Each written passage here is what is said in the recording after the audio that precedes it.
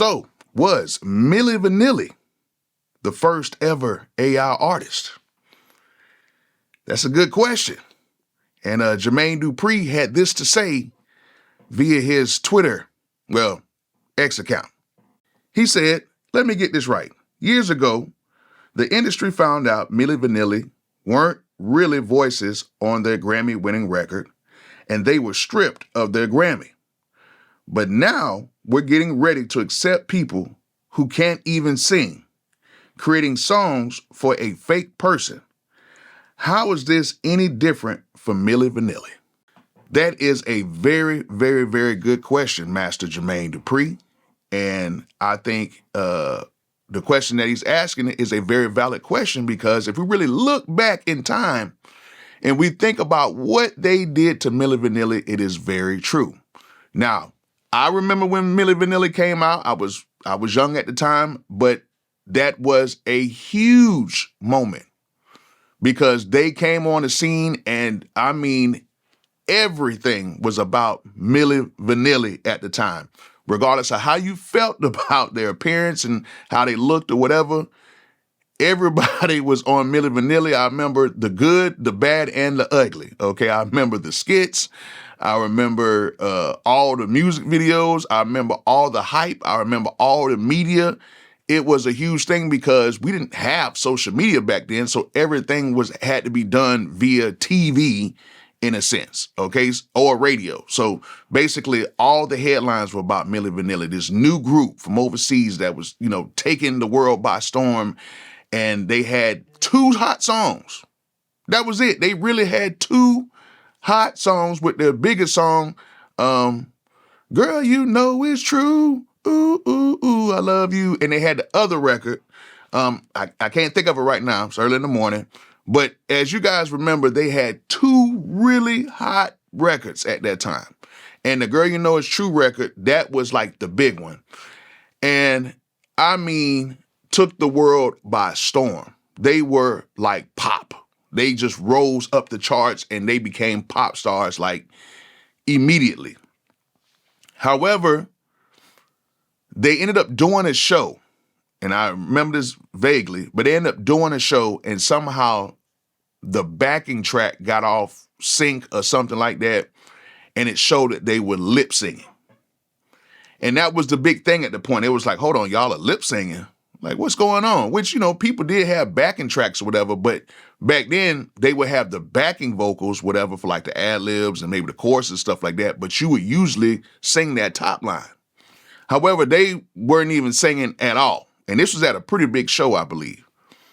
And then that started a controversy, and then people started digging in deeper, and then they found out that they were not singing their actual songs. They weren't singing their actual songs, and people were outraged because come to find out, it was actually somebody else singing the songs, and they were just basically lip singing the whole thing and performing and dancing and making it, making everybody think that that's them actually singing. And at that time, they really couldn't sing like that. Now, rest in peace to one of the members. He died, but I forgot the one that's still alive. He actually learned how to sing. Like, he actually took time and learned how to actually hold a note and sing the song. So he put in the work and the effort to do that. It took him a long time, but he put in the work and the effort to do that.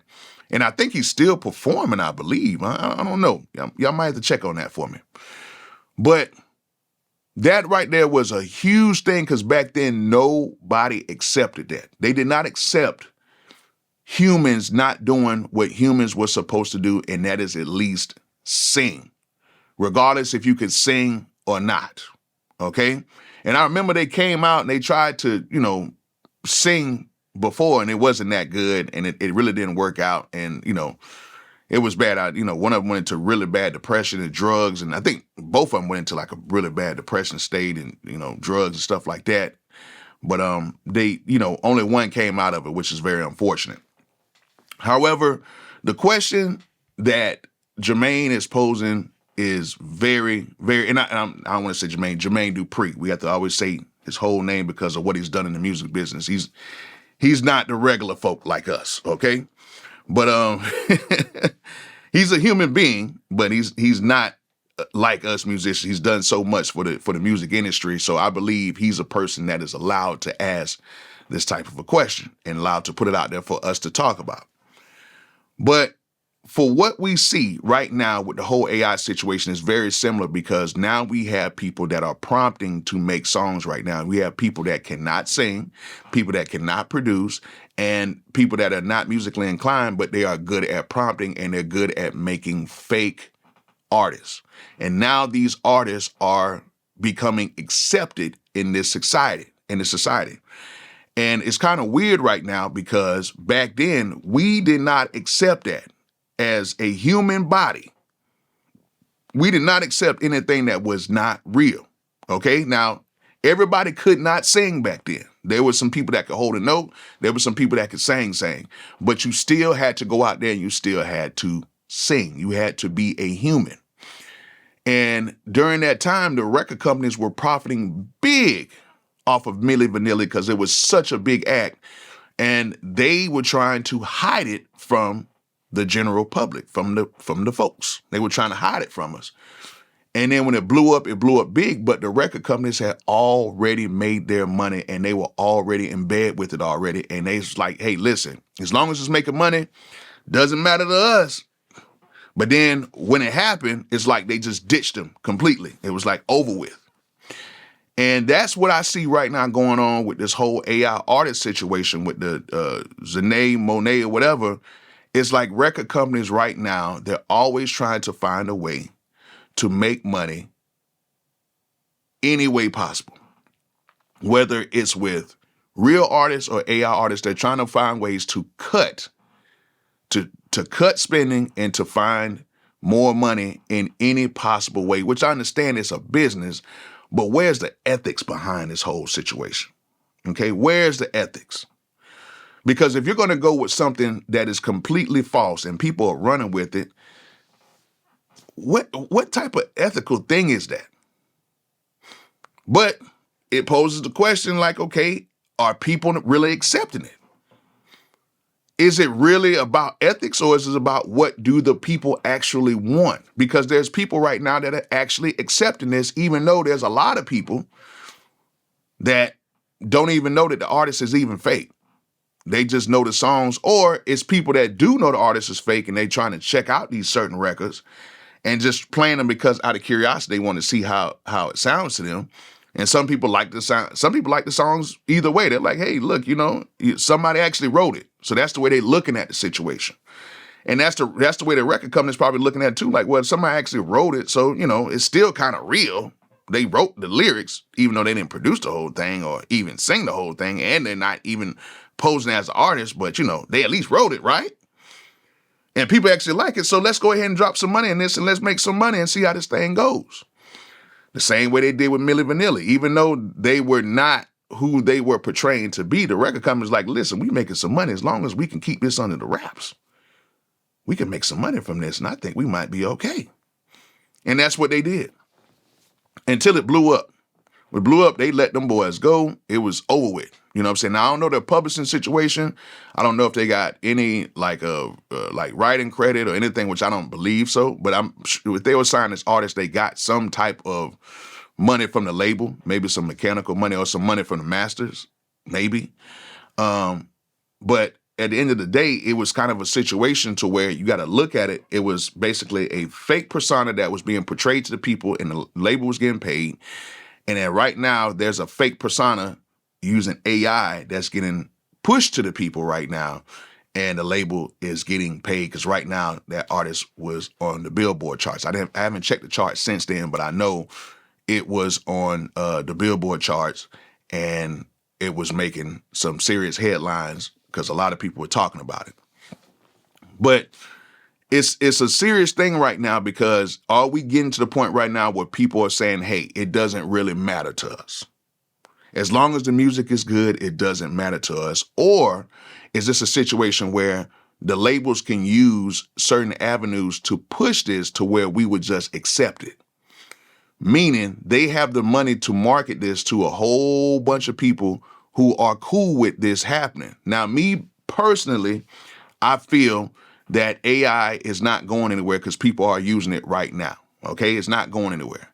However, I think if you use it in a way to where you are still adding a human element to it, I think that is still somewhat acceptable. Like I seen a few producers actually make actual tracks, and then they actually went in and they took their stems of the track and then they ran it into the AI, and the AI basically just polished it up.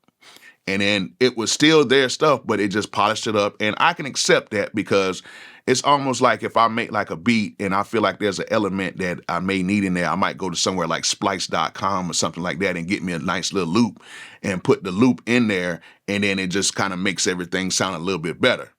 I kind of think that's kind of how the AI is. I'm not saying 100% that's how it is, but I think that's kind of like a way of people using AI. Or let's just say, for instance, you might not be the best singer, but you went in, you got a record from a producer, and you sung the record in your voice. And you might not be the best singer, but you are trying to sing the record for, let's say, for instance, you're a male and you're trying to pitch this certain record to a female, and you want to change the record, you want to get your pitch and stuff right, and you want to put it in a female voice, and you go ahead and you run it through the AI and it converts that over into the female voice so you can go ahead and shop that record. I can see that as well. Or vice versa, if you're a female trying to shop it for a male, or if you're somebody who maybe is not the best guitar player, you play a few riffs and you just need the riffs to be a little bit better, you can go ahead and do it, but you still supply the AI with your stuff. Now, what the AI does with it, we don't know. But it still churned out something that was better than what you had. Now, I know some people are probably saying, well, why don't you just go ahead and learn how to play the certain instruments, or why don't you just hire musicians, and why don't you do this and do that? That's for another topic, to be honest with you, because right now, I used to always, want to have, somebody in the studio with me that can always play better than me. And sometimes we cannot find these people, or sometimes certain people don't have the money to actually get these people to come into the studio to get their career started. And then maybe, over time, they may actually pay for people to do that if they get to that certain point of their career to where they can supply those people that type of money to come in and be session players or singers or something like that, because that is still a thing. Like session players, session singers are still a thing where you just pay somebody up front for their time, and then that's it. They don't get any publishing, they don't get whatever, and that's it. And it's kind of like what's going on with the AI, because you're actually paying into this company. So it's not like you're getting a whole bunch of free stuff, because you can use it for free, but you only get a certain amount of credits, but you don't get the whole experience. But if you actually get a subscription to the actual service, you get more stuff with it. So it's kind of like it, but it's not kind of like it. But I want to know what you guys think on this situation, because do you think that Millie Vanilli was really, truly the first kind of like AI artist? Because I want to pose this thing to you too. There's a lot of R&B singers who didn't write their songs at all, that were huge hits. And basically somebody else wrote it and they just performed it in a sense. And, is that considered kind of like an AI situation too, because you really didn't write it. You're just taking what somebody else did and you're just singing it. But I know some people are like, hey, Bolo, you might be going a little too deep with that, because, songwriters are songwriters. And I'm just trying to play devil's advocate here, okay? I'm not saying nothing crazy right now. I'm not trying to say nothing crazy. I'm just playing devil's advocate because I believe in good songwriters, okay? I've had people that have done whole songs for my writers, okay? I'm just playing devil's advocate so you guys can, have something to say in the comments. But I want to know, do you guys feel that is right? Do you feel like artists need to take control of even the songwriting aspect to where they at least add something into the song rather than just taking the actual whole completed song and then you're just basically re-singing the whole thing over? Is that kind of like considered a form of AI? Because what if you went and you typed in, make this type of song for me, and the AI spits out a whole song and you just basically re-sing over what the AI already did? Is that the same thing? You see what I'm saying? Is that the same thing if you told AI to do it versus an actual human being do it? Would you accept that? And I'm just throwing that out there. But yeah, if you really think about it, Millie Vanilli might have been the first AI artist because they didn't do anything but just show their faces. And they were portraying something that they were not. And that's the same thing, kind of like what's going on with AI. They're not human. They didn't write it. Well, from what I'm hearing with the one girl, she wrote, they were poems and they were converted. But in this situation, you didn't produce it. You didn't really put nothing together. You just put a prompt in there, and then you created a whole fake artist. The artist is not even real. And the artist looks like a mixture of a whole bunch of other artists. And then now the labels are eating it up, and now people are making money off of it, off of basically a deep fake, in a sense. So I want to know what you guys think about the situation. Let me know in the comment section. But yeah, this situation is crazy with how this whole AI situation is going on. I don't think it's going anywhere anytime soon because there's so many people using it. But yeah, was Millie Vanilli the first AI artist? Artist, I guess that's how you say it. Y'all let me know.